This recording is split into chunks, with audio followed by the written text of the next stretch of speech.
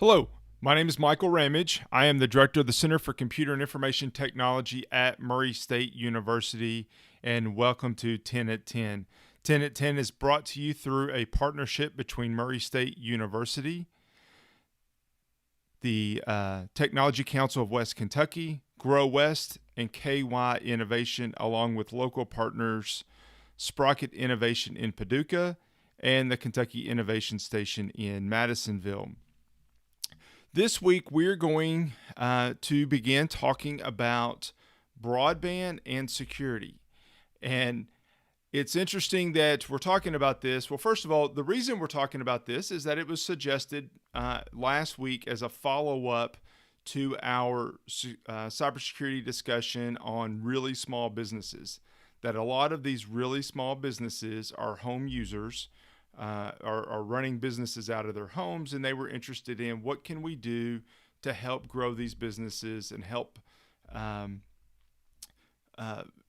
make sure that they have good, strong internet connection at home. So we want to talk about that. And what's interesting is that this is the first 10 at 10 that my internet seems to be struggling. So I don't know if that's a coincidence or not, but we'll talk about it and talk about some of those issues that come along with home internet, broadband, and then the security aspects of that. In particular, when you think about security, there's a thing we've talked about it on here before. It's called the CIA triad: confidentiality, integrity, and availability. You can have great cybersecurity, you can have all the strong security controls in the world, but if you actually can't get to the internet, or if more to the point, if your users can't get to the information they're trying to get, then you really don't have security at all, or proper security, because you haven't addressed the availability aspect of it. So let's talk about that a little bit today. And I don't think we're going to get through it today, so we'll come back and talk about it again probably next time as well. I grabbed a few graphics off of the web because I want to explain kind of my goal for today is to talk about availability and speed, and if the internet's down, why is it down, and some of those aspects. But first, it's important to understand that no matter where you are and what type of internet you have, it typically follows some similar process. Whether you have telephone, you have cable, you have wireless, you have fiber, whatever it is, there is some sort of central office, head end, as long as it's fixed internet, or fixed broadband, let me clarify that. There's a central office that connects to some sort of middle layer, and then there's the last mile of cables, of wireless connectivity to your home, to your business, whether it's a office building, a apartment building, or your home. It's something similar in that situation. So once it gets to your house, it's going to come into your house, whether it's DSL, cable internet, fixed wireless, or fiber. It's going to come into your house into a single device. That single device is typically going to connect to something that can distribute it to multiple devices throughout your house. So let me show you a different graphic that might make this a little bit easier. So the internet comes in. I have cable modem. I have a cable modem at my house. I have cable internet at my house. Internet comes into our cable modem.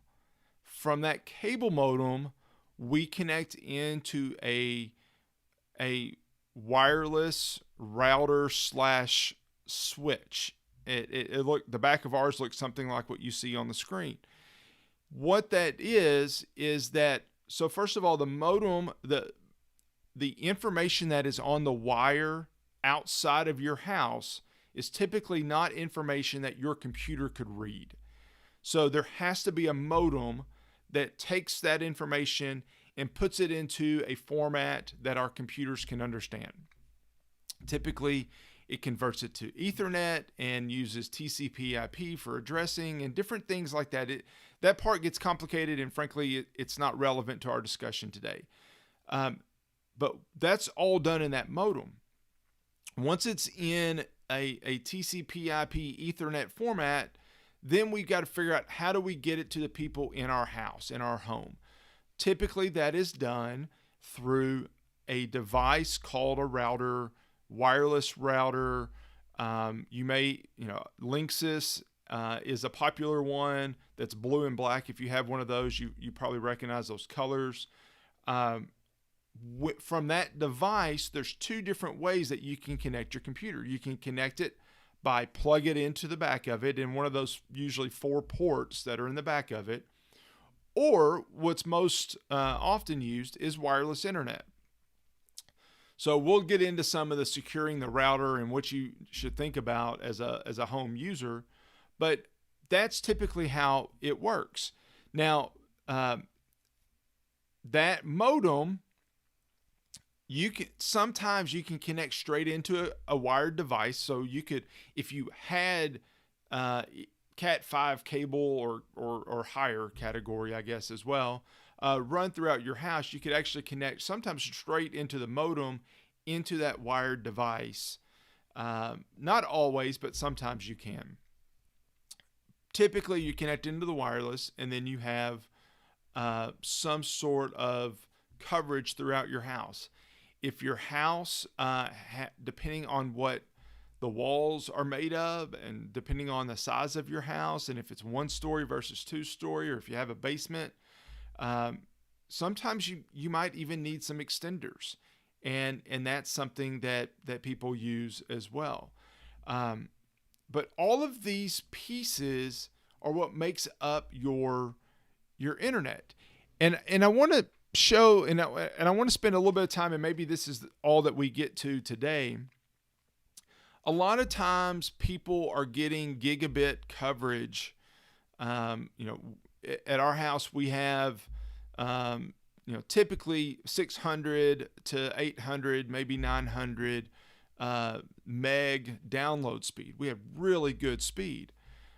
Today it's struggling, but I don't think today it's struggling because of our external connection to our house. I think it's an internal thing. And let me go over a few things on why I think that is.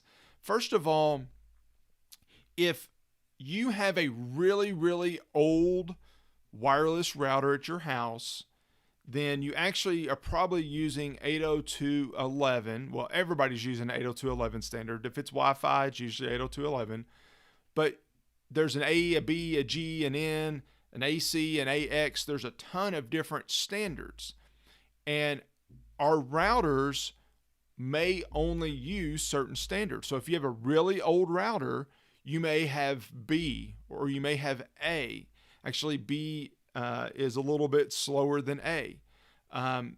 Or if you got it, if your router's 5 or 10 years old, you may have A, B, and G, and nothing more.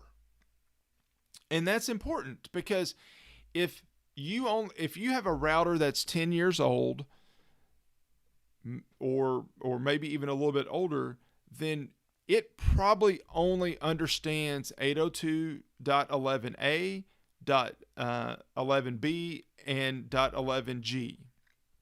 Nothing more. And if you look at this slide, what that says is that best case scenario, your wireless router can only send data up to 54 megabits per second.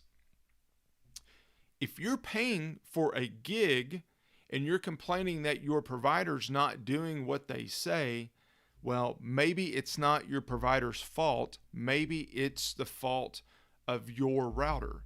Your router is so old that it can't communicate at these faster speeds. So let me go back to this slide. So all of these pieces are in your house, and we're not talking about anything outside of your house right now. But if that router in the middle can only speak up to 54 megabits per second, then you can't expect to get any speeds that are higher than that. So we need to talk about getting better, newer, faster routers, and we'll talk about that on another day. Another piece is your modem. often your internet goes out and you call your neighbors and you say, hey, is your internet down? Mine's not working. And they're like, oh, ours is working fine. Well, perhaps it's because of that modem. Sometimes it just gets confused. Sometimes it gets messed up and it just needs a reset.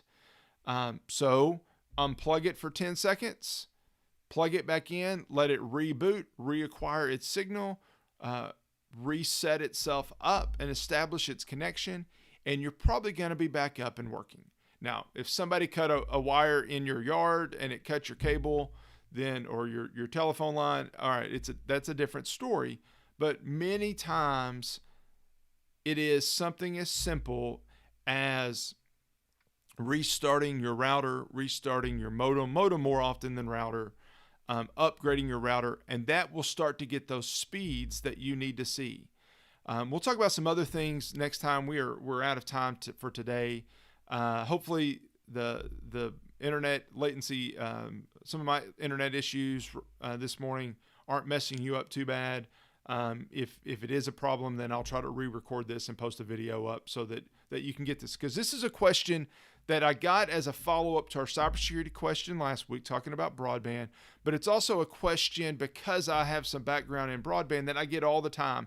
And I thought it would be a good idea to just spend a couple sessions talking about broadband and security, what you need to do to make sure that your speed is what you expect it to be so that you can be productive as a remote worker at home.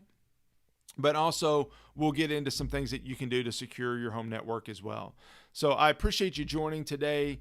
This has been 10 at 10. I hope you enjoy the rest of your day. Thank you. Bye.